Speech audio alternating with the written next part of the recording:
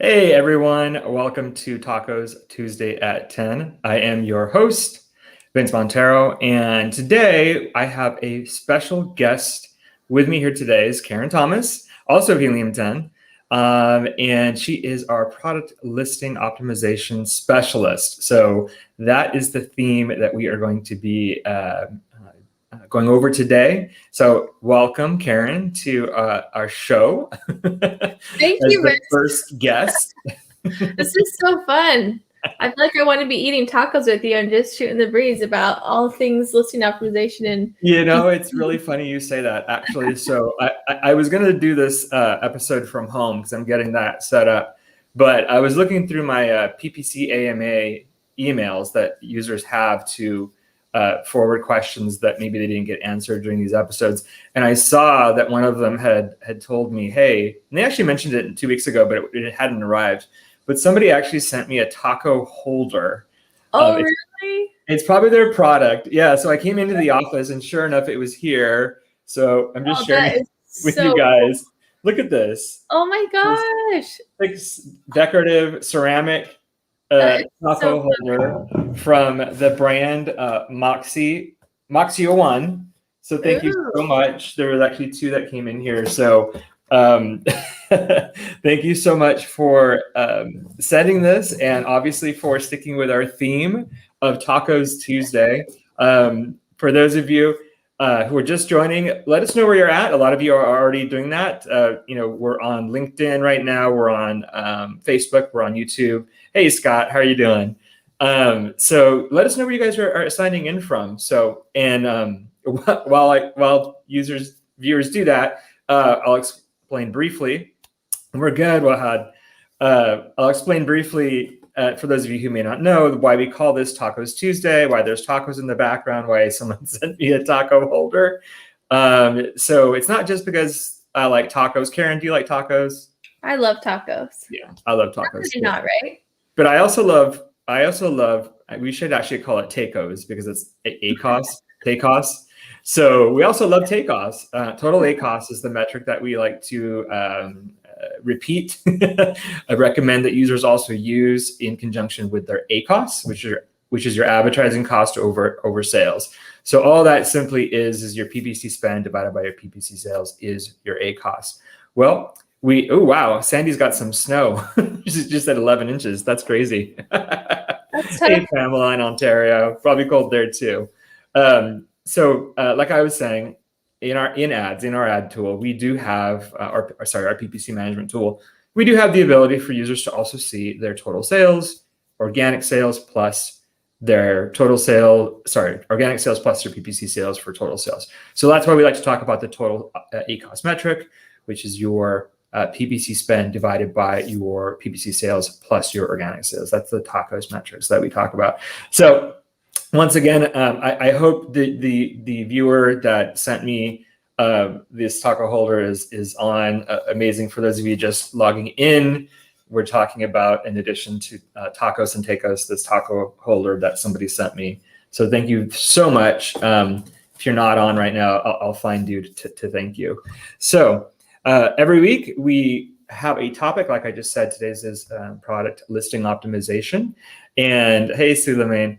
And we will also answer questions from users that have submitted them through PPC AMA at helium10.com. So let's throw that up there for the newer people who may not know this. This, again, is for users that didn't get their question answered from the previous session, maybe, or if you have a particular topic that you would like us to focus on. So we have people that collect those emails, and I look at them, and then we talk about, okay, what kind of topics and things. So do not expect to get a direct answer from this email. If you do use it, this is an incoming email only. But we do read them. I do see them. And so to start off, Karyn, before we go into our topic, we're going to answer some questions. So I've pulled out 3 questions from either last session or in between. So I just want to make sure that we get those answered for you guys if you do email. So let's throw up the first question. Hey, Hey, Mr. Tacos Tuesday. I've got a question for product targeting. When I'm going for a listing with several variations, oh, this is a good one for you, Karyn, to maybe weigh in on. Have I to target each of those in my ASIN campaign to advertise them? Or should one ASIN be enough to target the whole listing, all variations? So this was from Sven. And so I actually get this question quite a bit. And the answer is, how much budget do you have? If you have a lot of budget, then absolutely have a campaign for each of your ASINs, even if it's to one listing. That way you get the most real estate for the sponsored product positions. Potentially you could have several of your products appear. And obviously that is really good branding for your product. If you have less of a budget, what I suggest is maybe pick the top 1 or 2 colors. Maybe it's colors and sizes that are the differences in your product. Maybe pick the top 1 and just advertise that.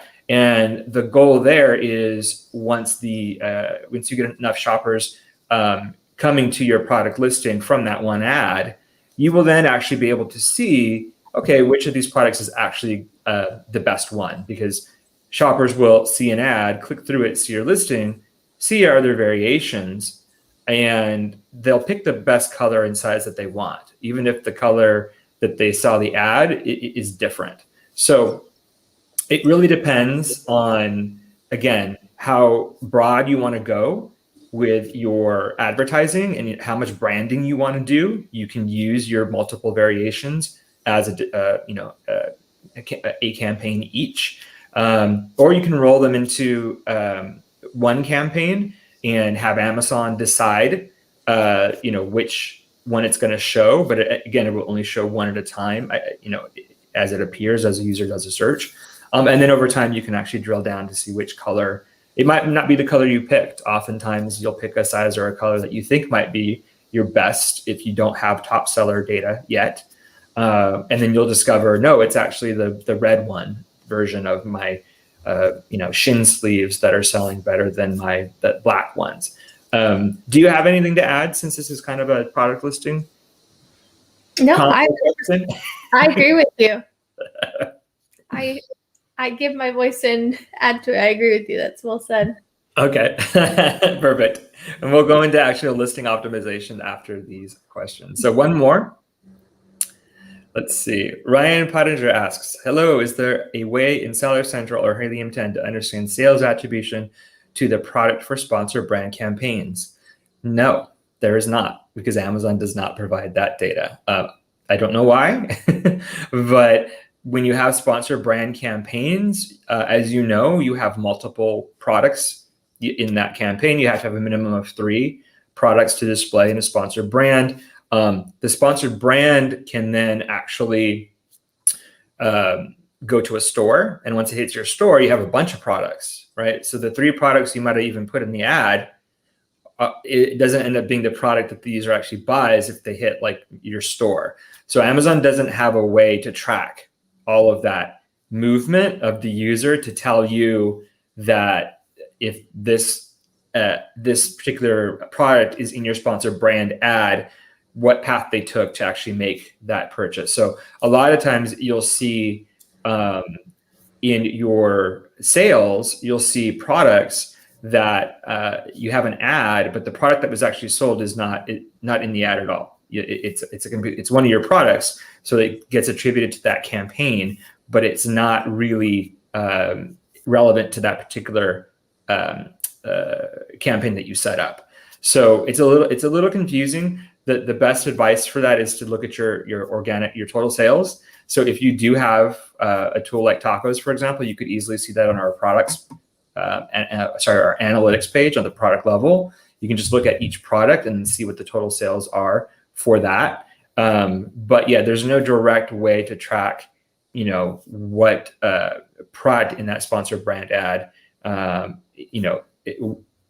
the sale was attributed. Amazon just says this campaign had this many sales, and those sales might actually be different products. So that, again, it's an important reason why the TACoS metric is good, because you can actually see sometimes you've got campaigns running, but your sales numbers are low. And then you have other products in your catalog that the sales numbers are high. And you're like, why are all these sales numbers high? Well, it might be that users are coming to your store or to your listing and then just buying other products that you are not yet, you're not particularly advertising, right? All right, last question from the PPC AMA email. I know this is kind of a long one, so, oh wow, you got it all in there. So Yusman Nazir, who's usually on here, so hopefully he is on. He took our Freedom Ticket course. I selected this question because I want you guys to also know that Freedom Ticket now has 10 PPC modules in it. So it's kind of a complete course. I finished the last optimization module in December, so not that long ago, right before the holidays. So now if you go to Freedom Ticket in week 8 and look at your PPC section, there is 10 modules leading from the basics, the PPC beginner instructions from Kevin King, as well as myself in submodules, leading all the way up to the one I just added, which is a campaign optimization module in Freedom Ticket. So check that out. If you guys have not logged into Freedom Ticket lately, that is somewhat new. That is available to platinum level and up, so you do have to be a paid member to get access to Freedom Ticket. But obviously, Yusman took the course, and so he has a question about something that Kevin King specifically said. And so if basically, if he's asking if I'm running phrase keywords and exact keywords in the same campaign, will one cancel out the other? And the answer is technically no. Phrase keywords, even if you're bidding higher than the exact, are still going to get other search terms connected to that phrase, whereas the exact is not. So for that reason, you're not necessarily competing with yourself. You're actually casting a wider net by doing that. If you added broad to the mix, obviously that's even a bigger mix. But his question is, is it going to limit my exact campaign from showing? It might. If you've got your phrase, if you have a phrase keyword that's exactly the same as an exact keyword and your phrase keyword is higher, and Amazon likes there's a couple of sales that go to that phrase keyword, Amazon's going to start preferring that phrase keyword and sending traffic to that one. And you're going to get obviously more conversions then to that one. Conversely, if your exact keyword match starts getting some sales first and Amazon recognizes that, and they'll start sending more traffic and convert. So it really depends on relevancy, and it really depends on history of the campaign and and the algorithm. And Amazon will decide which of the keywords to send the traffic to. But it doesn't necessarily mean that you're taking away from the other one, because it's the same keyword. So I hope that answers that part. Q2, yeah, they're competing against each other. So he gave an example. If you're running both phrase with a higher bid and exact campaign with a slightly lower bid on the phrase keyword kitchen knife, are they competing against each other? No, they're not competing against each other. So hopefully that answers your question, Isman. And again, for you guys that don't get your questions answered maybe in this session, feel free to use that ppc@helium10.com email address that we showed earlier today. So we're going to jump into, is there any questions right now that we can answer that on anything that I just shared? If you guys have questions about anything I just shared, pop them in the window now and we'll take a look at them. But for now, oh, there's one. Do you have automations for product targeting campaigns or for keyword targeting campaigns only? So currently right now, Henry, in our ads PPC tool, you will see automated bid suggestions. If you're running product targeting campaigns, we do treat those product targets as like their keywords. So you will see keyword bid suggestions for them. So that part is available to you in our ads tool, but it's not automated. We automate the process of doing the bidding suggestions for you, but you still have to apply them. So you still have to look at the bid suggestions for those product targets and apply them. That's a little bit different for keywords. Keywords, you can actually turn on automation if you wanted to for bid suggestions. So that's the difference between the product targeting and keyword targeting. Currently, that is going to change in the next couple of months. For many of you who may not know, we recently, or actually last fall, purchased PressDesign, which is another PPC platform. Once our platforms are combined, hopefully by the end of this quarter, then we will have additional automations such as keyword bidding on your product targeting campaigns. But like I said, the capabilities are still there in ads. So you're at least getting the keyword bid suggestions from our tool for your product targeting campaigns. All right. So let's jump into the topic. So we've selected a product listing, and there it is right here. So this is actually one of our users, Bear Grips, and they make exercise type CrossFit, weightlifting type accessories. And so they've got a pretty good listing. And as you guys can see, the images are good. They've got a really strong title. They've got some bullets here that are fairly fleshed out. So I didn't want to do this list. They've got a brand story here. They got some product description down here. So I didn't want to necessarily show you guys a listing that was obviously in need of work. I wanted to kind of show you guys, share a listing with you guys that it looks good, but what can we do to optimize this? So Karyn and I have actually met and we already reviewed some of these things. So Karyn, I'm going to kind of let you, take it over. From here, you kind of let me know where you want to go. I know the images were something that you had some suggestions on. So as we take a look, we see that they've got some images that include some ratings, some testimonials, some reviews, every other one it looks like, and just some images of people using their product. And then they do have one video here. So what do you suggest, Karyn, off the bat? I know you're really big on images and image usage. So what do you suggest for these particular images? Yeah, excellent question. And first of all, I have to say, I love that they have so many good lifestyle images. I think anytime you can get an actual, customer or, your target demographic using your product, the better, because people really want to envision themselves using your product.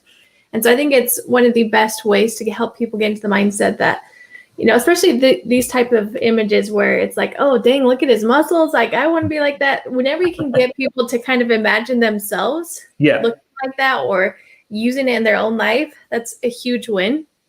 So one thing I want to think about, though, is, they have these amazing images, but there's so much more you can do. You know what I mean? A lot of times we think one image and we think one image, but we don't know all the cool stuff that you can do with one image, right? That space. And this is such valuable space. And I think most big sellers would agree that your images and your title and your video are the most powerful parts of your listing. So when you think about listing optimization, these are the places where you want to start, because these are where you're going to have, the 80-20 principle. We're going to get the most bang for your buck. So one thing that I'd recommend, an example like this, is thinking about how people are using this and the different types of exercises they're doing. So I did some research, and I recommend this to anybody when you start, doing your product research, or maybe you already have a listing and you want to make it better. Using our Helium 10 Review Insights tool on the Chrome extension. Can you just pull that up, Vince, to show kind of how I started getting into the mindset? Let's see. I don't know if I have the Chrome extension on this particular browser. Oh, okay. No worries. I can show in just a minute, maybe, and share my screen. But so basically on our Review Insights tool, you can, sort through and just look at only 1-star reviews or 2 stars, or 4-star, 5-star reviews. So as I looked at those, I started getting an idea. Beautiful. Thank you.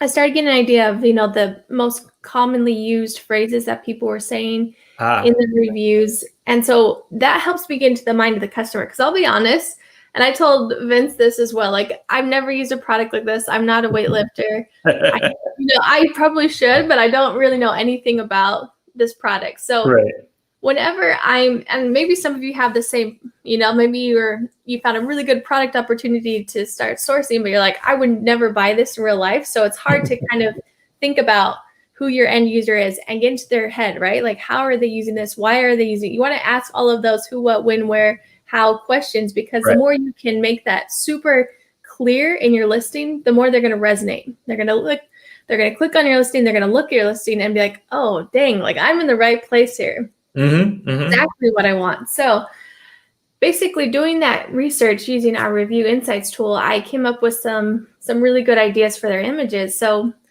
for me, I think one of the first things that I would highlight in, the second image is I would say something like versatile, and then show like all the different use cases that people are using these risk graph supports. So I would show, and they have tons of good images. I would show, Olympic weightlifting, strength training, WOD workouts, calisthenics, cross training, and I show those, and then they're like, oh, great, I want to do this for cross training, or I want to do this for Olympic lifting, or whatever they're using them for. They see them, they're like, okay, great, this works for that. So instead of these kind of like really simple testimonials, you're saying you'd rather show like images include similar to this or exactly the same as these, but show smaller. Like the benefit of using the particular product? Exactly. So I think every single one of those images is an opportunity to tell a story and to tell, the why of your product. And so instead of just thinking, having one of these images, you can make more of like a collage, right? You can show, 5 different of these images in one, and kind of have, text overlay that say that it may be in big text. It says versatile for all your lifting needs. And then you have subtext that show, Olympic powerlifting and cross training, all these, these 5 different ways that people are using these wrist wraps, that they immediately look at that image like, okay, yep, I need it for cross training. And they know this is what I need it for. So your images, it's so powerful, not only to be visually beautiful, but also make it really clear. And that's where, having nice text overlay that's, easy to read, it's big, it's good font, the color matches your brand theme. So like in this example, they're obviously like, hardcore, they're black and red and, bear grip. So like really play on that theming a lot of, this is like, intense. So I would make sure to use those colors and that theming as you're making like text boxes and text. And so that's what I would do for the first one, kind of breaking up and showing the collage of, how versatile these wrist wraps are, what you're using them for. And then maybe in the third image, I would show, maybe my main text would say, fits all wrist sizes, and show me that, it's adjustable and it fits. And then I would also show like simple steps, and you could have, and this is actually pretty easy to do with just like a graphic designer. Maybe you show like step 1, slide it on your wrist, and you have like maybe claw marks to show like bear, or like a bear paw to kind of instead of like a simple bullet point, you know what I mean? It's like you're more themed to your brand. So I would do that. Step 2, whatever that is, adjust the thumb strap. Step 3, so that again, just people know how easy it is to use. So that's what I would do on one of the images. And then maybe on the fourth image, I would highlight, you can see in their reviews, they have over 2,600 ratings, which is massive. So you could say something like thousands of happy customers, and you could have, 10 of these little text bubbles. And maybe you can even make them more themed out, where you have, bear claw scratches in the background of each thing, like be part of the bear groups community or something like that. So again, you just feel like you're getting, when someone looks at it, they're like, oh, wow, not only do they see it under the title, but then they see in the images, the social proof is massive. People want to kind of go where the masses go. So, having that and leveraging that social proof that they have is such a powerful tool. So again, you're showing, and you're also making it really clear, like, here's the reviews, and we're highlighting our main point is that you're joining thousands of happy customers that love these wrist wraps, right? And so then it sounds like one of your biggest recommendations is actually to kind of put the story that you're trying to say of the bullets like into images, right? Yes. So that users can look at the images. Maybe they won't read your bullets, right? But they absolutely, look at images. Yes. So that's a place to kind of tell your story as well. Is that right? That's such a great point. Thank you for highlighting it. Yeah, if you can have all of your listing talk to each other, so your bullet points are mirroring your images, your video again is just highlighting those same images, but with motion and showing the use cases of that. That's so powerful. And then in your A+ content, same thing, like highlighting those main points, going deeper. It's super powerful. And this is a good example where it's like, these are beautiful images. They have their main, features, and that's great. You know what I mean? Like there's good, better, and best. And I feel like it's better, but I feel like next level up, what I find working really well right now is less text. I think, and I'll be first to admit, I'm kind of lazy and I don't love to read a lot. You know what I mean? The only thing I'm really reading when I look at this is protection, extra strength, craftsmanship, you know what I mean? Just the main points. So I don't need to have all of that text. And I bet you would find if you looked at like heat mapping that most people are not spending that much time reading. They're spending time just looking quickly and scanning like I said, those main points and just looking at your images. So making it really, really beautiful with, big banner images and just highlighting your main points again. Protection against wrist pain. Just like make it really clear that's what it's for. And just make that banner image, right? And then maybe have another banner image that shows like your top 3 main differentiation. Maybe it's premium craftsmanship, and then you show, a cool little icon with a muscle, right? So you have just like a simple icon to make it really, really clear for people to understand the main point. And you have like in the background, the bear claws or the, bear print, whatever. So again, there's just a lot of ways that you can play off of this brand to really theme it out and make it more interesting. And, not so much text, more banner images. So that's what I would recommend. I found that that's working really, really well, especially if more people are using it on mobile, because this is, going to show up higher. And you can imagine looking at this on your phone, it's going to be tiny, tiny little text. So it's better just to have bigger banner images with bigger text inside the banner image, if that makes sense. That's a good point for everyone to understand. A lot of shoppers are buying on their phones now, right? They're not just going to the desktop and looking at listings this way. A lot of shoppers are buying on their phones. So what you guys need to remember though is that the product bullets are not the first thing to appear on mobile. They're the first thing one of the first things to appear on desktop, but on a mobile phone, what is shown first, right underneath your product details, is actually this content here, your A+ content.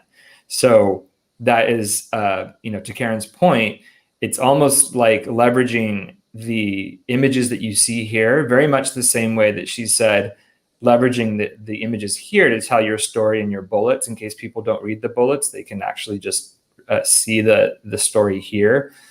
For shoppers that are on mobile, you get a chance to do that right away, because this is what they see first, is actually the product description before they see the bullets, right? They can click through and see your images too that you have on the listing. But if you're able to show them, images as well as, with some text overlay on top of them, like Karyn is suggesting, highlighting the protection, the extra strength, the craftsmanship, so on, without so much text. Because, you're right, Karyn, I didn't think about it this way, but especially on a phone, I'm not going to read all the text underneath this.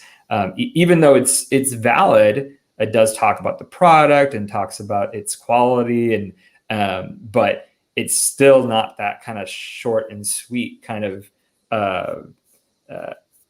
overall ad unit that Amazon shoppers are getting more and more used to seeing. Is just, how do I get the information the quickest way possible, and leveraging your images, whether in the main images or leveraging images here in your A+ content, is the perfect way to do that, right? So, so that is a great call out, Karyn, as well. Now, what about brand stories? Now, for those of you who have access to this is kind of a new section for Amazon to add. I particularly don't like that it's above the product description because I kind of feel like it creates space from, you know, everything that's up here now, including now all these ads. Oh my goodness, that are on this listing.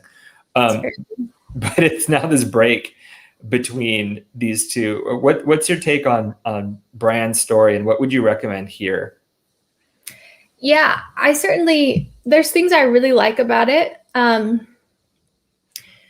But you're right. It definitely takes up a lot of space. But it certainly humanizes the brand, which I think is powerful.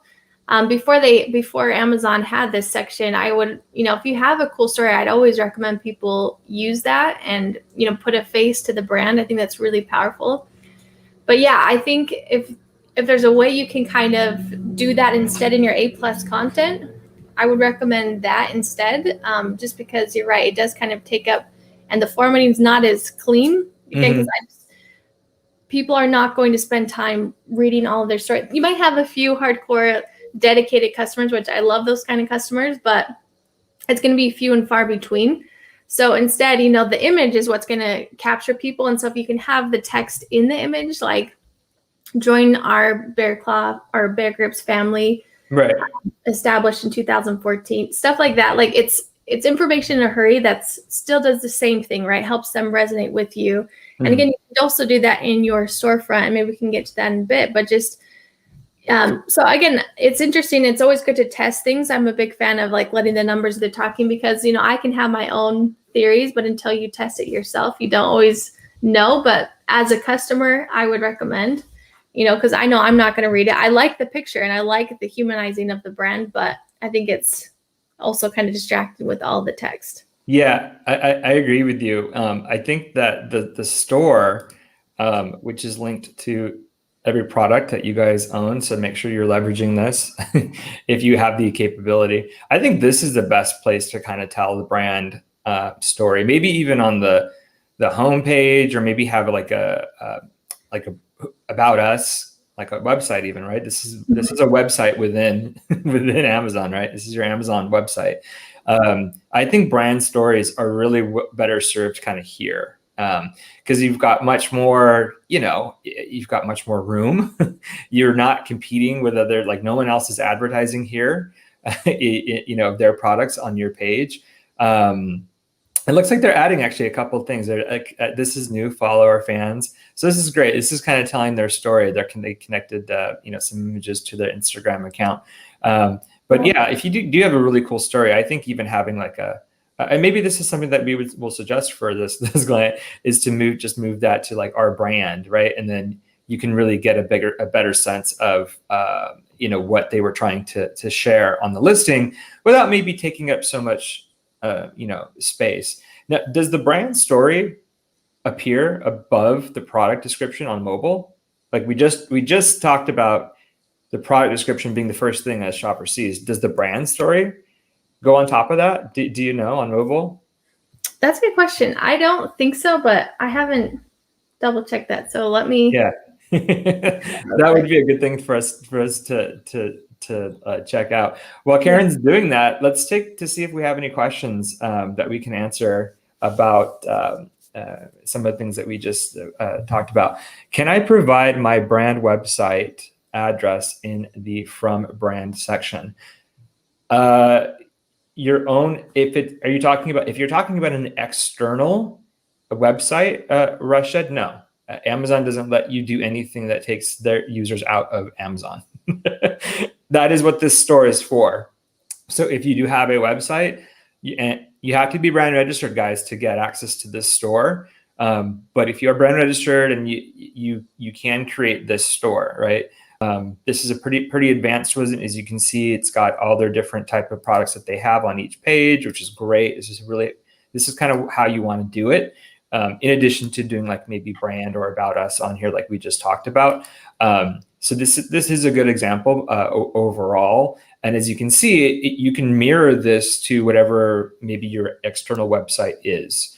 But to answer your question, Rashad, no, you cannot link to your external website to Amazon. Let's see. I've heard that Amazon does not like emojis anymore. Is this true or a rumor? Actually, this is a good question for you. We just talked about this the other day. Yeah. We did. Yeah, I mean, Amazon certainly did say that. It's an interesting thing to play around with. I mean, I've seen all sorts of stuff. I've also heard, Amazon doesn't like having all caps in, your bullet points. And I've, been a fan of that for a long time, just highlighting your main points. So again, people scan and get information in a hurry. Mm-hmm. So yeah, I understand what you're saying, Jason. And a lot of people, have heard that as well. But as you can see in this example, like this particular listing, they still have emojis and they are still doing well and they haven't been penalized. So yeah, we did see those in the listing. So it's tough to know what to say. There's so many things that you could go, there's gray area that Amazon technically doesn't want you to do.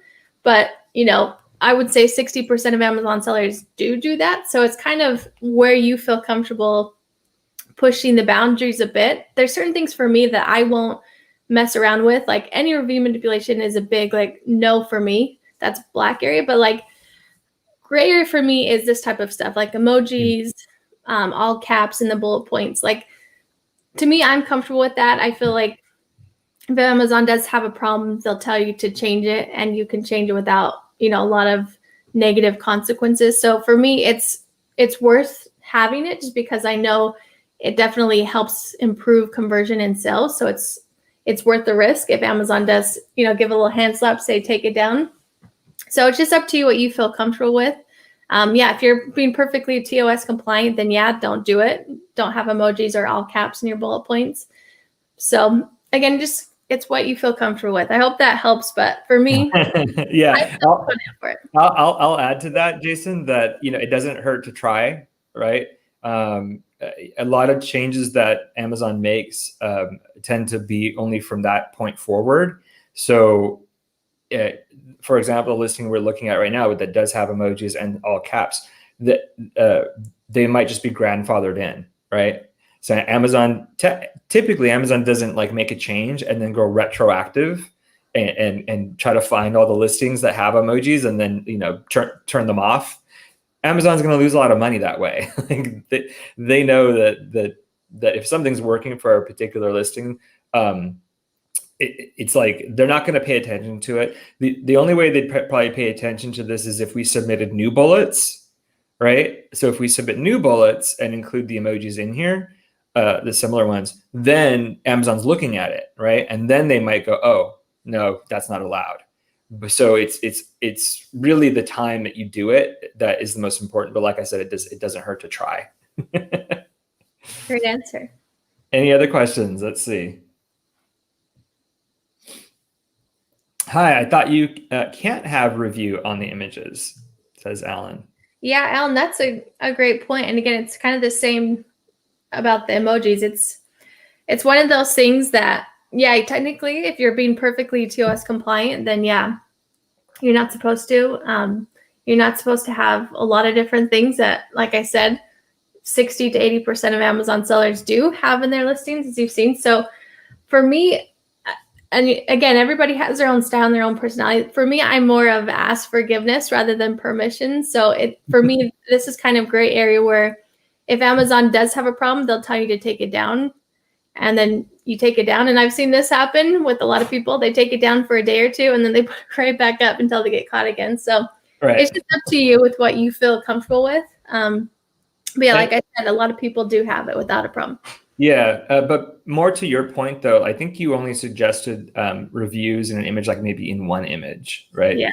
So Alan, what Karyn actually suggested more was taking these images and putting in the story, like trying to incorporate some of the points from the bullets into the images. So using those as overlays. So, our recommendation based on what Karyn just shared is maybe try this with one of your images, but certainly don't oversaturate your images with reviews, because that might be something that is just enough to get you caught. But the more important thing, the takeaway here is instead of reviews, if you don't want to do that at all, the most important thing is putting the benefits, highlights of the product and what it does on top of these images, right? That was the key takeaway for me. Yeah, And also, I will say, there's certainly areas of your Amazon listing that Amazon is way more monitoring. For example, like when you submit a video, you can see they have video that shows up in their 7th image placement. Right. Mm-hmm. When you submit a video, yeah, they will look at that, and they won't show your video if it has, like, for example, reviews in your video, or if it has price information, or if it has like the word sale or deal exactly. in it. If it has, to the point question earlier, if it has your website in the video, like at the end, if you have like just your website on there listed, they won't approve that. They're much more sticklers about the video. So that is a good point. Yeah, they put a lot of more manpower to check that off before having that go live, and then also your A+ content, same thing. Mm-hmm, mm-hmm. Perfect. So Daniel asks, at product launch, at what level do you place your CPC? Suggested bid, highest, or higher? So let's answer that question first. When you're first launching I'm assuming you're asking about PPC campaigns. You want to look at the suggested bids, but you actually want to be on the higher end. So if you have access to Freedom Ticket, Daniel, this is in the lessons. This is, I think, under bidding, PPC bidding. So Kevin King, there's a whole module on this, as well as a sub module that I go into more strategies. So check that out. But the short question is, look at the highest, try to get the highest. Even if you really want to be aggressive with your PPC in your launch, go 50% higher than the highest bid, right? You can really easily do that by taking advantage of placement bidding. So you can just adjust your placement bidding on a campaign that's launched. That has to be done in Seller Central. We don't have placement bidding adjustments in our ads tool, but you can do that in Seller Central. So that's the easiest way to just increase the percentage of all the bids that you have. So there's no necessary flat suggested bid. It really depends on your product, right? So definitely look at going higher than whatever the suggested bids are for the keywords you've selected. And so question 2, if you place a very high CPC, how long does it take to start getting organic sales, thus reducing your CPC? So your PPC will eventually help you with organic sales, but organic sales out of the gate, what you want to be doing is all the things we've been talking about here. If you do all the things that we're talking about here with your product listing, we kind of really didn't actually get into keywords. So this is probably a good point. So when you build your product listings, you want to make sure you do your keyword research. You want to make sure you leverage Cerebro and Magnet.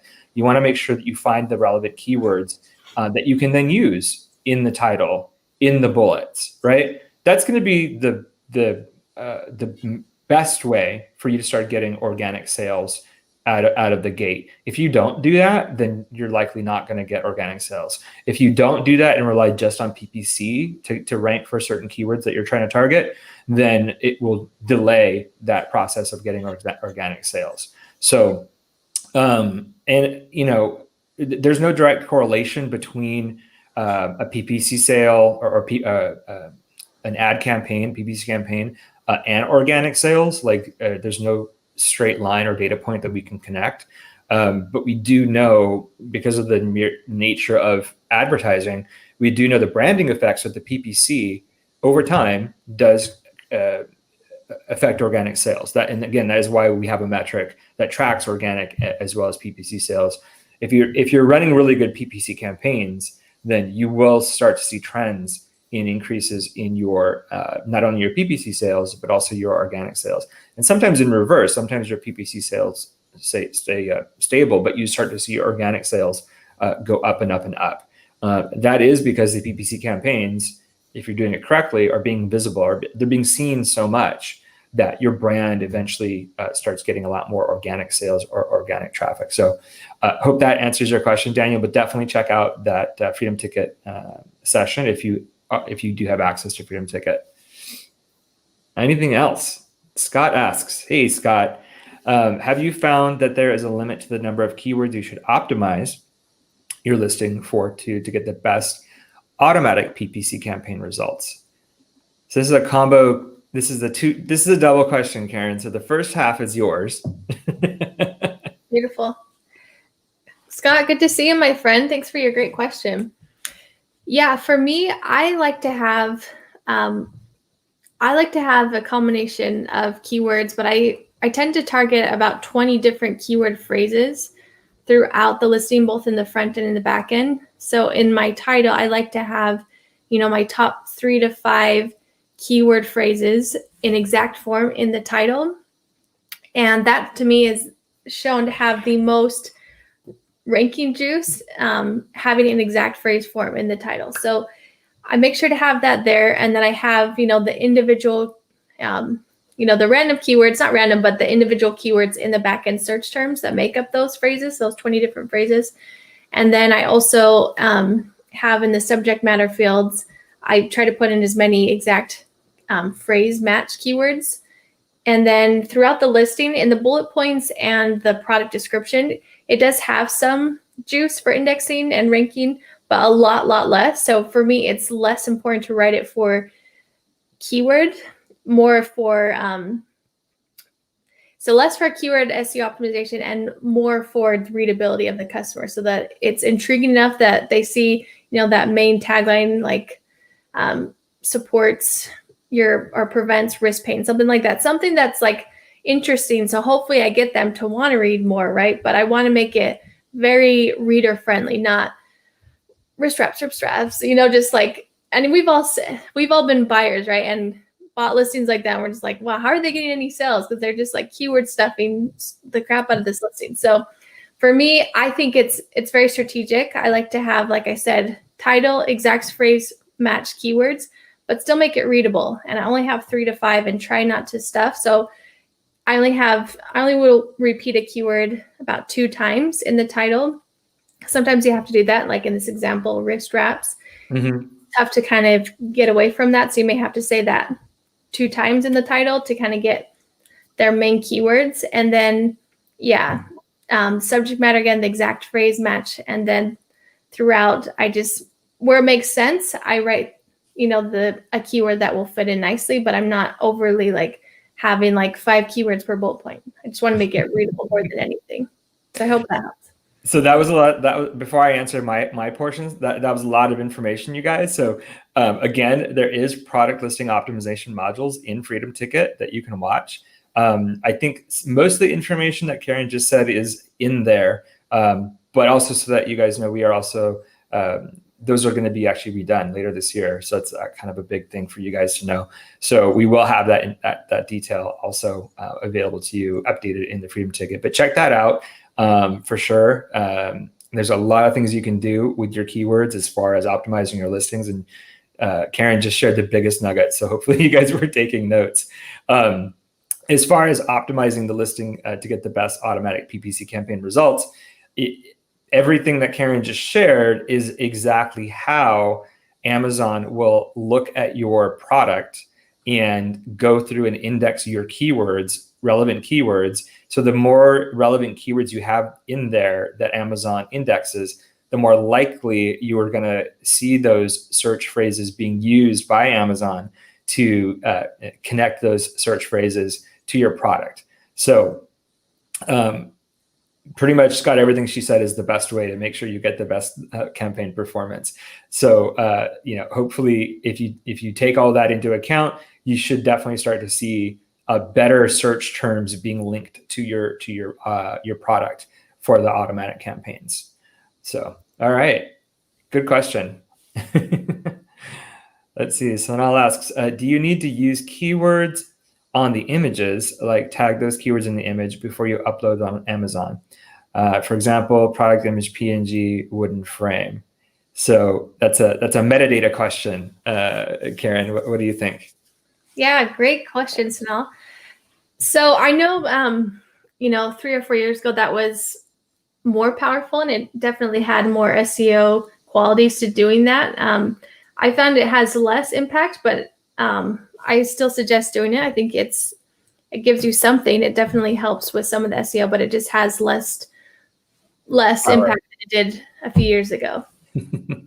So it won't hurt, but it won't necessarily do a lot either. So depending on how much time you have, Yeah.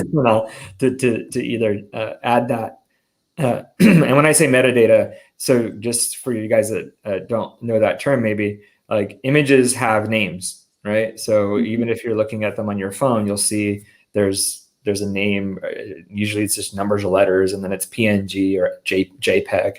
So Amazon does read those too. So the question is it a good idea to put some of your keywords as the name of the image? So if you have time to do it, go ahead, but it might not necessarily get the juice that it used to. Kim Knox, great picture, Kim. So if one of my most relevant keywords is showing as a suggested negative keyword because of ACoS, is it smart to reduce the cost per click over making it negative? Okay, let's see. So you have a really relevant keyword. So right away, if it's super relevant, you want to keep it. Is showing as a suggested negative keyword because of ACoS. Is it smart to reduce the cost per click over making it? Yeah, so it depends. If Kim, if this is a relevant keyword that's exact, then you might have to just weigh the costs of showing up for this really relevant keyword and knowing that you're not going to convert for that keyword, but maybe you have to show up for that keyword because it's really relevant to your product. I call these keywords loss leaders. And I believe each person should have these. Like you should have certain keywords that you just know you need to show up for, but you know that it's just strictly for branding purposes, right? You're not going to make money off on this keyword, but because it's super relevant, you know you need to appear. I have a client like that is a perfect example. It's a alternative to crutches, right? But it's technically a crutch, so they have to appear on the word crutches. If you guys Google crutches right now, you'll see my one client that I still have, and they always appear at the top, but it converts terribly. It's a really high ACoS, like 80%, 90%, 100% all the time. But we're still using that keyword because it is the product, right? So you have to start looking at your PPC. In this example, Kim, your advertisement is branding, right? It's a billboard on the side of the road. It's a radio ad. It's a commercial. You might not be able to quantify what you're getting. You might not be able to get direct sales from that keyword, but you do know that it's branding your product on Amazon, and it's appearing in several different stages of the shopper's consideration cycle, shopping life cycle. So if you consistently do that, it's good overall for your product. Do you want a bunch of these types of keywords that are losing you money and high costs? No, but I do think you should have a select few. Now, if this keyword is a broad or maybe even phrase, I would attack the search terms, right? And just drill it down. Make sure you're cleaning out any search terms that are connected to that broader phrase keyword that are attributing to the high ACoS, but maybe either spending without sales or are maybe the ones that actually have the super high ACoS. So that is the long answer to that question, Kim. Hope that made sense. Wilfried asks, are you considering the ROI as important criteria before launching the product on Amazon? Well, let's see. You won't know the ROI until you launch the product on Amazon, Wilfried. So I'm not sure if I understand your question entirely. ROI is not really a term that is used in Amazon. The closest they have now is the ROAS, so return on advertising spend, which is just ACoS in reverse. Like literally, ACoS is an Amazon term. Amazon came up with it, but the industry standard is ROAS, right? So, but they really are exactly the same thing. So, but in order to actually know your ROI, you would need a lot more metrics. So I would say that if you have an opportunity to figure out maybe your product costs, maybe create a set budget. Learning how to create a budget, it's also in Freedom Ticket, guys. I know I keep dropping this, but I want more of you guys to start looking in there because it's available to you and it's included in your membership if you're platinum. But creating a budget, if you can do that, then you know that cost. If you know what your shipping costs are, if you know what your FBA fees are, then you should be able to potentially figure out what your ROI might be. So yes, that is a good idea, but you have to have all those metrics in play. as far as as far as PPC goes, you don't really know your effect, your ROAS, your ROI on your PPC until it's actually running. So hope that answers that question. Omen92 asks, since A+ content keywords aren't indexed, very good point. Can you use your description to a keyword stuff leftover keywords since they won't show on the detail page? What do you think, Karyn? I mean, you certainly could after your A+ content is live and it doesn't show anymore. For me, like I said, I just feel like it has limited weight anyways. So, I mean, you can. It gets kind of like Sanal's question earlier to, have your keywords named as have your images named as your keywords. You can do it. I just think it's not going to have as much indexing and ranking juice as you're hoping to get from it, but you certainly can do that. I think you're going to get a lot more ranking juice power, though, doing that in your back end with the subject matter fields instead, but you certainly can use it. Now, clarify this for me. So there's a difference between like SEO within Amazon, right? Like indexing within Amazon's algorithm, but there's also SEO externally, like Google. So do you, taking A+ content as an example, like what is better to index for outside for like Google? Is it A+ content or is it something else? Yeah, your A+ content, they give you, like when you upload your images in the A+ content, they have a field to put keywords.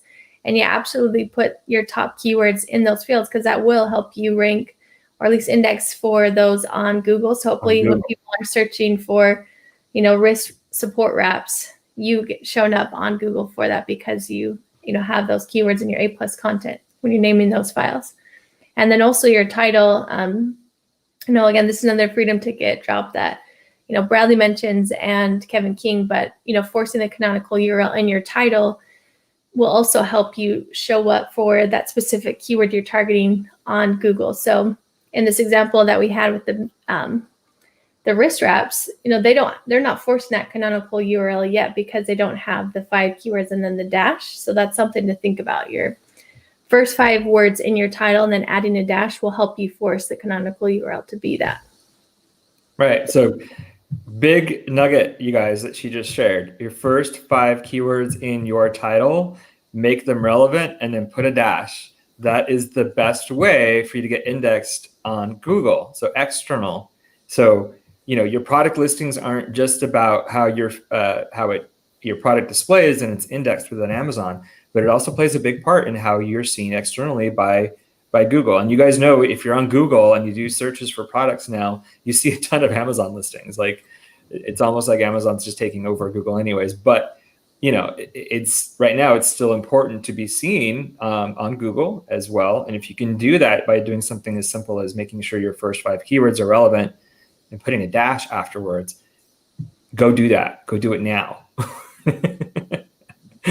All right, we have time for maybe 2 more questions. Let's see. CM Danny asks, with Facebook FBLLAs, my audience is already very targeted. Okay, would you still recommend using the conversions objective over the traffic objective for LLAs?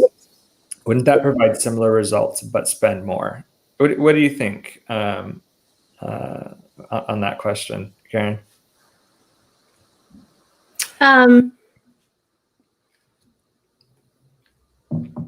It's a good balance. They go hand in hand, right? Because you can have super high conversion and Amazon certainly rewards that, but you still need that traffic factor, right? So you need a good balance of sending, enough traffic that you're making enough sales, right? But yeah, I like that you said that your audience is targeted, which is good, making sure you're hitting the right audience and it's relevant to them. So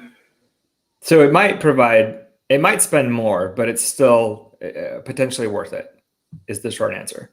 I like that answer. All right, cool. All right, last question, you guys. Let's see.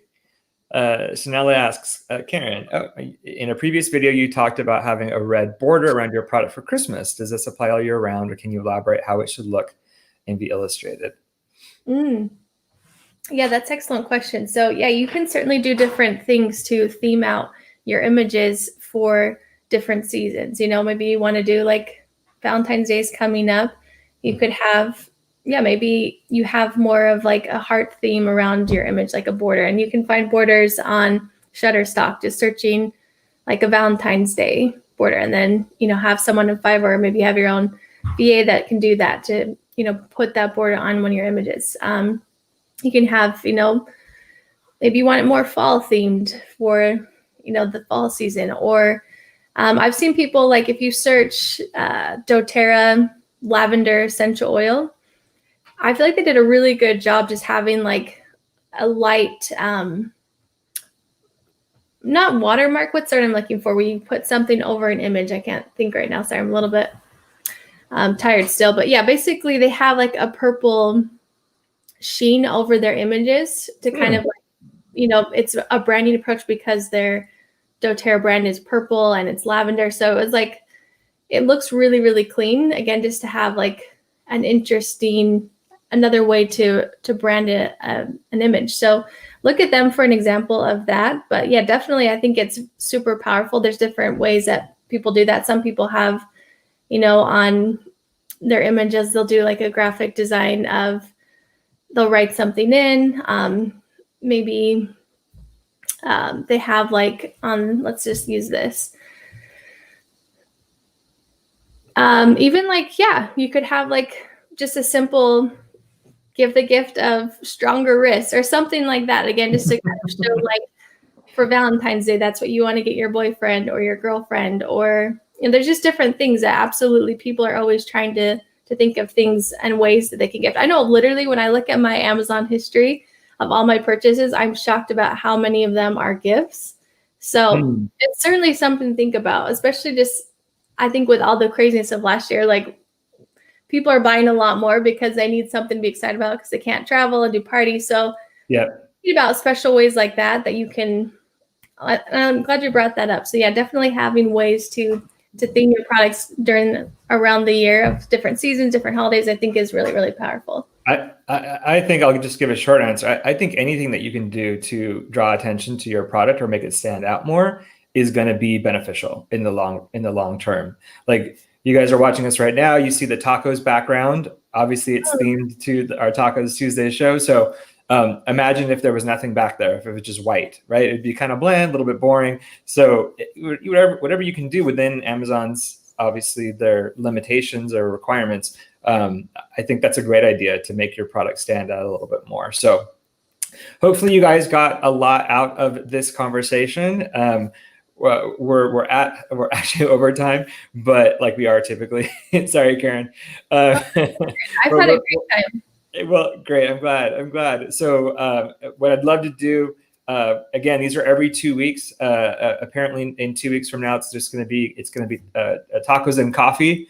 So even though I don't drink coffee, maybe do coffee and tea. We'll see. Nice. So it'll just be me. And then the week after that, or the 2 weeks after that, it will be Mina Elias is going to be coming on and joining me as my guest speaker. We're going to dive deep into PPC, but I do plan on having Karyn back, you guys. So just keep an eye out for that. We are going to be doing work even on the listing that we just shared with you guys. So maybe we'll have Karyn back once we have results for maybe some of the changes that she suggested, and you guys can see the effects that it had on maybe organic sales, but also most importantly on the PPC sales, which we're trying to get that data on. So thank you guys so much for joining. Thank you for the thank yous, Adrian and Chaudhry. Appreciate you guys for coming on and joining us this morning from all over the world. Make sure you're back here in 2 Tuesdays from now to join me at TACoS Tuesday at 10. Maybe we should call it Tacos and Tea Tuesdays at 10. And that's too much alliteration. I love alliteration. All those two words. All right, great. Thanks, guys. See you.